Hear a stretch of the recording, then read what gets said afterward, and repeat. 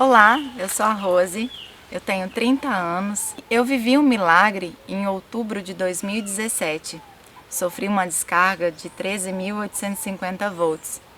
Se você não acredita em milagre, então ouça a minha história. Eu tenho um milagre para contar para você do que eu vivi.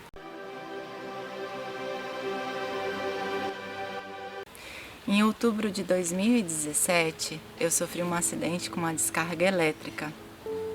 Essa descarga é de uma rede de alta tensão e é uma descarga realmente alta e aos olhos naturais dificilmente uma pessoa sobrevive.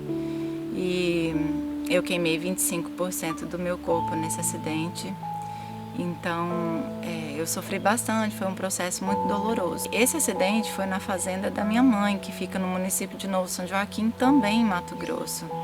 É uma distância retirada de mais ou menos 100 quilômetros de onde eu moro.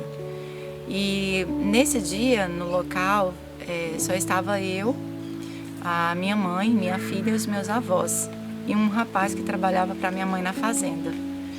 Ele estava segurando a antena do celular, esses celulares rurais que a gente usa para falar nas fazendas. E essa antena, ela induziu a descarga para o celular e eu estava segurando o celular na mão. E aí essa descarga passou para o meu corpo. Esse rapaz que estava no local comigo, ele não sabia dirigir e a única pessoa que estava dirigindo lá era eu. E eu fiquei bem debilitada, não conseguia levantar do chão e eu pedi para que eles me atendessem e levassem para um socorro médico, que eu não estava bem. E esse rapaz, ele falou assim: olha, é impossível te levar para a cidade porque eu não sei dirigir, eu não consigo andar em caminhonete. E a minha mãe no local, ela pegou um óleo de unção e jogou sobre a minha cabeça, naquele momento repreendendo toda maldição, repreendendo o espírito de morte. Ela falou que não aceitava aquela ação e que eu sobrevivesse àquilo, né? Porque realmente o estado no momento foi muito grave. E aí esse rapaz com muita dificuldade conseguiu trazer a caminhonete mais próxima de onde eu estava, e eu consegui pular com a perna esquerda, que foi a menos atingida na hora do acidente, e entrei no carro e nós seguimos em direção à cidade de Nova Chavantina.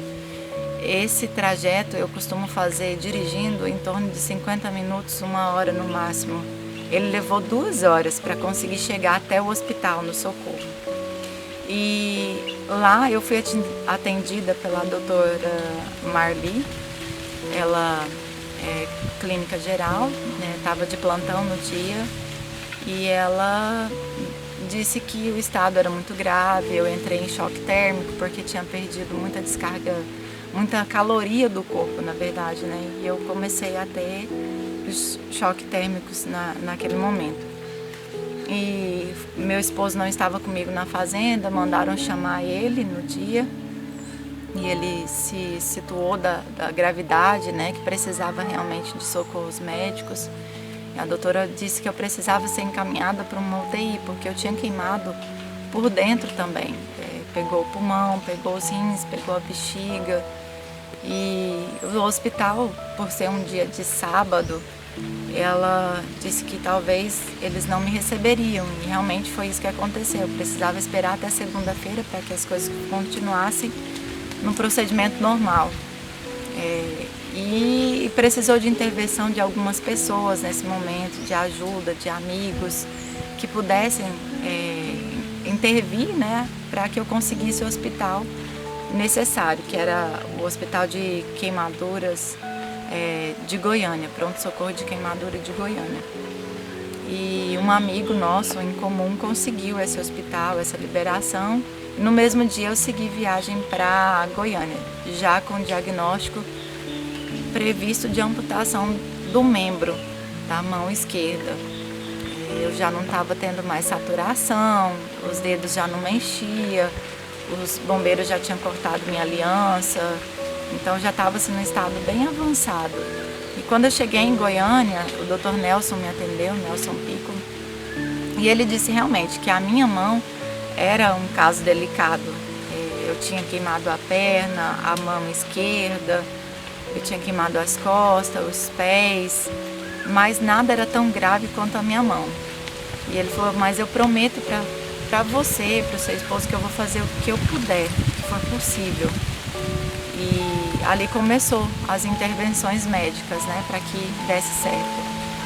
E depois de 3 meses, eu já tinha passado por 7 cirurgias e ele me deu a notícia que eu não tinha perdido a minha mão, mas que os movimentos seriam extremamente restritos, porque tinham queimado tendões, tinham queimado parte óssea e o dedo anelar ainda continuava com dificuldade, que possivelmente poderia ter sido, futuramente poderia ser amputado. E nessas 7 cirurgias, de todas elas que eu tinha feito, a mais difícil, a mais dolorosa, foi a amputação de uma falange do 2º dedo do pé direito. Por ter mexido na parte óssea, foi bem difícil, eu chorei muito. E nessa estadia no hospital, eu fiquei 15 dias na UTI, eu acredito que a parte mais difícil foi assim, ficar longe da minha família, ficar longe da minha filha, e ficar isolada na UTI também era bem complicado. Eu via meu esposo uma vez no dia, era no máximo 15 minutos, então assim, eu me sentia muito sozinha. E dentro da UTI, eu comecei a refletir de tudo que tinha acontecido antes do episódio. E no dia anterior a esse acidente, eu lembro que eu conversei com a minha mãe, refletindo sobre o filme que eu tinha assistido da cabana. E eu lembrei muito assim da figura que eles representam no filme de Deus, Jesus e o Espírito Santo. Então eu acho que ali eu comecei a entender um pouco daquele processo. E eu lembro de falar para minha mãe que eu não entendia algumas coisas que Deus fazia. Por exemplo, como se explica uma criança de 5 anos com câncer? Por que ele permite isso? Ele é realmente um Deus malvado para fazer esse tipo de coisa? E eu comecei a questionar algumas coisas ali, mas não sobre o que tinha acontecido comigo. E eu lembro de ter falado para minha mãe que naquele momento, espiritualmente falando, a única coisa que me faltava era entender e amar Deus acima de qualquer coisa, porque até aquele momento Deus só tinha acrescentado na minha vida, Deus só tinha colocado coisas na minha vida, Deus só tinha me dado pessoas na minha vida. E com 28 anos eu ainda não tinha perdido sequer um ente querido, assim, que pai, mãe, irmão, aquelas pessoas próximas que realmente você fala, e agora, como que vai ser? Então isso não tinha acontecido ainda. E eu falava para Deus, para Ele me preparar, porque eu amava Ele, mas sem perder. Ele sempre tinha acrescentado. Quando eu era adolescente, eu falava assim, olha, eu quero um marido bom, eu quero um marido abençoado, eu quero uma filha. E ela tinha um nome. Eu, com 15 anos, eu já sabia como ela ia se chamar. Eu tinha escolhido o nome de Emanuele, que por sinal também tem o significado de Deus conosco, né? E eu falava, olha, eu quero uma menina. Eu quero ela. Então, eu casei. O Julian Lena, ele é policial militar. É uma excelente pessoa, um ótimo marido, um caráter muito grande. Eu admiro bastante e sei que Deus escolheu realmente a dedo a pessoa com quem Ele permitiu que eu vivesse os meus dias. E 1 ano e meio depois de a gente casado, eu tive a honra de receber a minha filha, a Emanuele. E eu falei, olha, eu quero, a gente morava de casa alugada e eu sempre falava para ele, eu quero mais, eu quero a minha casa. Ele falava assim, olha, é difícil, a gente tem pouco dinheiro, né? Eu pensava comigo, para Deus nada é impossível. Então, a Emanuele devia estar com 1 ano e pouquinho quando nós entramos dentro da nossa casa própria. E depois disso eu falei, ok, agora eu quero outro carro, eu quero uma S10 prata. E eu sempre fui muito exigente, eu sempre escolhi as coisas que eu queria, como eu queria. Então, alguns meses depois, nós estávamos na S10 prata. E assim, se resumiu nisso a minha vida, de ter um bom emprego, de trabalhar num local que todo mundo era bem reconhecido, né? Nós éramos tratados e sempre foi tratado como pessoas humanas, então não tinha do que reclamar. E aí era isso que eu tinha medo, de quando acontecesse algo difícil na minha vida, eu me revoltar contra Deus, do que estava acontecendo, por quê, quando, onde. Eu não queria que isso acontecesse. Então, eu pedia isso para ele me ensinar a amar acima de todas as coisas. E foi isso que eu comecei a entender, que eu precisava aceitar a situação com mais clareza, com mais tranquilidade, para que eu aprendesse nesse percurso tudo que eu precisava aprender, o que ele estava me ensinando. E foi aí que eu comecei a lembrar dessa conversa com a minha mãe. E eu lembro que eu finalizei essa conversa, eram mais ou menos 11h30 da noite, dizendo para ela assim: olha, mãe, no meu mais íntimo com Deus, eu peço para Ele que não permita que eu morra primeiro que a senhora, porque hoje eu sou mãe e eu não queria que você passasse por essa dor. E aí a gente foi deitar e eu senti bastante incômodo. Eu orei pela minha família, pelos amigos, para que Deus repreendesse todo o mal. E ainda não entendia o que estava por vir, né? E no dia seguinte, 7h30 da manhã, eu sofri o acidente da descarga elétrica. E aí no hospital eu comecei a entender assim que poderia ser isso, mas a gente é muito humano para entender, né, as coisas quando vão acontecendo, e depois é que a gente vai juntando os quebra-cabeças. E nesse processo de recuperação, Deus colocou muitas pessoas na minha vida assim que chaves mesmo para a minha recuperação. Os médicos, as enfermeiras. Eu tenho uma enfermeira que é minha amiga, eu considero como minha amiga, que ela viu as minhas dores, ela assistiu os meus choros e ela ainda falava assim: olha, eu vou fazendo curativo e você vai dando glória a Deus, vai glorificando. E eu lembro que eu olhava para ela assim: como que ela pode falar isso? Ela não está entendendo a minha dor. Mas eu entendia que ela queria o melhor para mim. E eu lembro que o nosso primeiro contato não foi os melhores. Eu falo para ela que eu odiei ela no primeiro dia. E eu tive essa liberdade depois de contar para ela. E ela me ajudou bastante. E eu entendo hoje que ela foi um canal de bênção na minha vida. E os médicos também, sabe? Em momento algum eles não tiraram a minha esperança de que eu ia ficar boa, de que eu iria me recuperar. E aí foi esse processo, né, de recuperação com as cirurgias.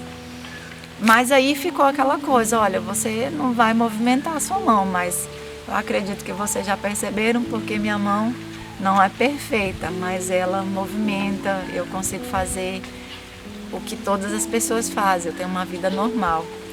E durante esse processo eu encontrei algumas dificuldades. Por exemplo, teve um momento do tratamento que o SUS não liberou as cirurgias para mim que eu precisava naquela hora. E eu tive que encarar uma fila de uma ONG que eu não sabia nem como funcionava. Então eu fui para essa ONG para poder tentar uma vaga. Era uma quarta-feira da semana. Eu lembro que eu não fui preparada para isso. E chegou lá, eles falaram: olha, você tem que fazer a triagem, tem que trazer a documentação necessária e você precisa voltar na terça-feira da semana que vem.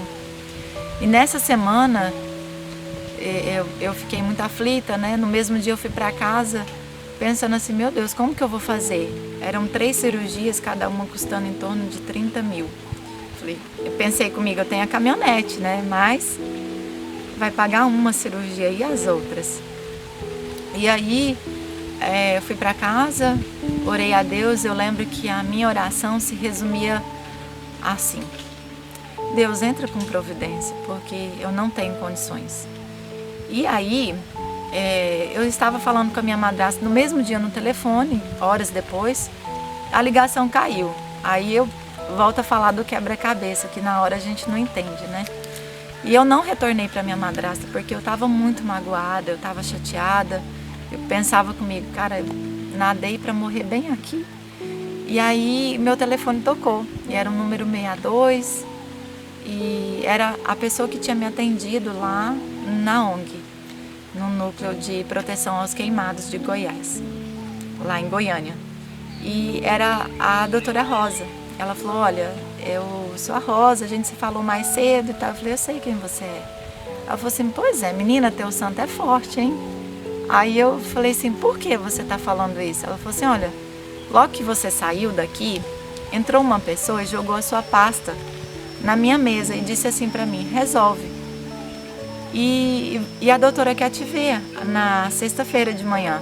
Mas eu entendo assim, que eu não tinha feito a triagem e eu não tinha passado por consulta. Então assim, como que tudo isso aconteceu? Para algumas pessoas talvez é coincidência, mas para mim eu entendo que foi a mão de Deus. E eu passei pela consulta, a médica me dizendo que eu tinha que ter dinheiro para poder pagar as malhas, os aparelhos. E eu lembro que na minha conta, naquele dia, tinha exatamente R$600. E normalmente os aparelhos são muito caros. E aí eu fiquei mais uma vez, Deus, e agora? Eu falei, eu vou ousar na fé.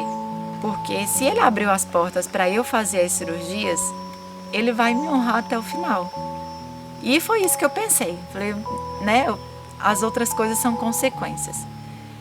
E eu lembro que eu liguei para o meu esposo para dar a notícia para ele do que tinha acontecido. E ele falou assim, olha, você falando de dinheiro, eu estou me recordando que caiu um dinheiro na minha conta. E esse dinheiro eu não sei de onde veio. Eu falei, olha, na minha, incredulidade, falei para ele, volta no banco e devolve. E ele foi no banco, chegou lá, o gerente falou, não, esse dinheiro realmente é seu, é referente a um seguro que você fez há muitos anos atrás e tal. Enfim, era dele. Novamente eu penso que algumas pessoas vão falar que é coincidência, mas eu creio que também foi a mão de Deus. E esse dinheiro foi usado para o meu tratamento, algumas coisas que eu precisei, eu paguei com ele. E quando essa etapa finalizou na ONG, eu fiz 3 cirurgias por lá, o médico falou, olha, agora nós não temos mais recursos para você, você precisa voltar. E de forma inacreditável, eu consegui voltar para o SUS novamente, onde eu trato até hoje. E eles me falam assim, os médicos, falam, olha, a gente olha para você e tudo que a gente espera acontece diferente. Às vezes, a gente acha que nem chega na metade do processo e você supera. E eu também penso que isso não é coincidência, porque referente à minha saúde, ao meu organismo, eu acredito que só Deus tem o controle, só Ele é esse controle. Então, se eu sobrevivi, se eu superei, eu falo de superar não só emocionalmente e não só da saúde, porque o psicológico também, depois de tudo isso que eu passei, eu tenho uma vida totalmente normal, eu não tenho vergonha das minhas cicatrizes, eu encaro com muita naturalidade. Aí algumas pessoas olham assim e falam, como você é forte, e eu entendo que a minha força não é minha. Eu sempre respondo assim, olha, forte é o Deus que está em mim, porque Ele é que me fortalece. E tudo isso que acontece, eu sempre olho para as coisas de maneira como elas podem me ajudar, como elas podem me amadurecer. E eu entendi nessa caminhada que eu não melhorei só no espiritual, só na saúde, mas muitas coisas aconteceram. E eu lembro da minha conversa com a minha mãe sobre amar Deus sobre todas as coisas. E eu lembro que isso era um pedido da minha parte. Fui eu que falei para Ele que eu queria. E eu entendo também um Deus como Ele não gosta somente de palavras. Ele quer que nós provamos para Ele o que a gente fala, não é só da boca para fora. E nesse momento eu entendi que Ele estava me dando a chance de provar isso a Ele, de superar sem reclamar. E nesse processo, nessa caminhada, a minha vida teve algumas tribulações, financeiramente falando. Eu lembro que eu falava para Deus assim, não permitir que algo com a minha filha acontecesse. E eu lembro que eu não perdi ela, não aconteceu nada com ela, mas eu fiquei muito tempo longe dela, muito mesmo. E isso era muito doloroso. Então, até isso eu entendo que foi uma forma de amadurecer, porque ela não é minha, porque os filhos, como a Bíblia diz, são heranças de Deus. E elas são criadas para crescer, para enfrentar o mundo, como nós também tivemos que enfrentar um dia. E tudo isso me trouxe muita maturidade. A outra coisa que foi muito difícil, eu entendo, de superar foi a morte do meu avô. Depois de 1 ano do meu acidente, ele faleceu, ele sofreu uma queda e não conseguiu superar. E eu lembro que foi uma parte dolorosa. Eu falava assim, meu Deus, como que você tira uma das pessoas que eu mais amo e leva de mim assim, sem eu poder estar perto, sem eu poder, né, cuidar. Eu queria estar lá perto dele na hora de dar carinho, de falar, olha, segura minha mão, eu tô aqui. E eu não consegui. Eu estava passando por uma cirurgia, inclusive nos momentos em que ele estava hospitalizado. E eu acredito que essa também foi uma forma de Deus poupar algumas situações de sofrimento, né, de não estar perto, porque ele era uma referência paterna também para mim. E depois disso, no meu casamento, eu tive algumas decepções, eu sofri uma traição e foi muito difícil superar, mas até isso Deus tratou com muito cuidado, com muito carinho. Nós superamos, estamos juntos e eu acredito que tudo isso foi um crescimento para nós dois. E aí depois veio a parte mais, assim, eu falo mais crítica porque é para os olhos naturais. Foi sobre a vida financeira. A gente teve que desfazer de alguns bens materiais, a caminhonete, a gente uma moto também vendemos, e tudo isso foi investido no meu tratamento. E eu sempre fiz isso com muita tranquilidade, porque eu entendia que da mesma forma que estavam indo, Deus me daria a oportunidade de ter de volta. E esse processo começa agora, nesse mês, porque nós já conseguimos mudar muita coisa. Eu e meu esposo já conseguimos comprar um carro à vista e nós dois temos um relacionamento saudável. A minha filha tem um relacionamento saudável conosco. Ela também amadureceu muito, ela fala do meu acidente com muita maturidade para uma criança de 5 anos. E tudo isso eu acredito que está envolvido com essa experiência de vida, que eu volto a dizer que para algumas pessoas é só um fato, é só uma coincidência, mas para mim tem a mão de Deus. Até o fato de eu ter sobrevivido tem uma explicação, porque o médico disse para mim, se você não acha que isso é milagre, então o que é? E eu reflito muito na palavra assim, de Deus.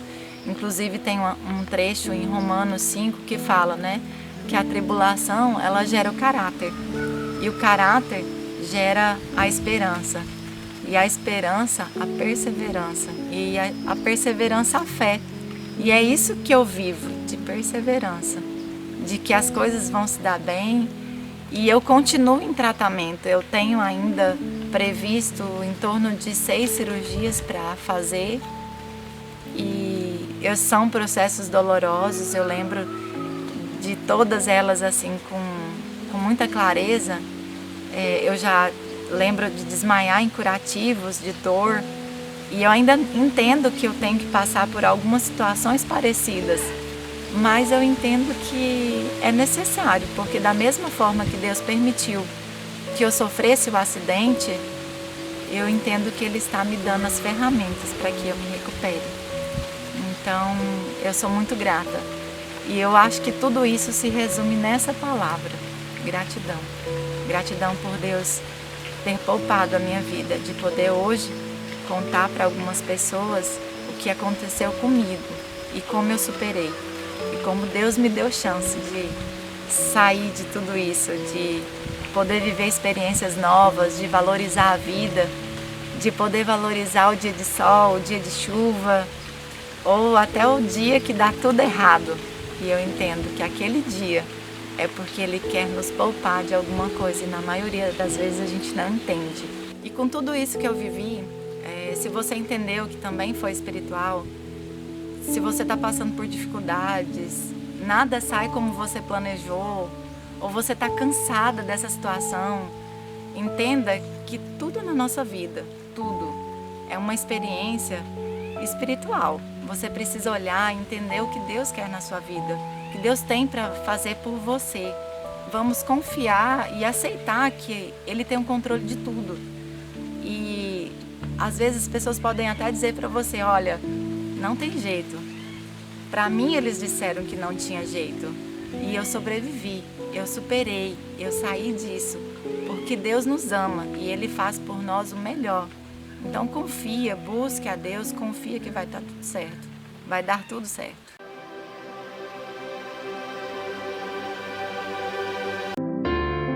Eu posso até estar aflito, mas nunca derrotado. Eu posso até chorar, eu posso até sofrer, mas o amanhã virá e minha fé será recompensada. E o meu Deus não falha, não.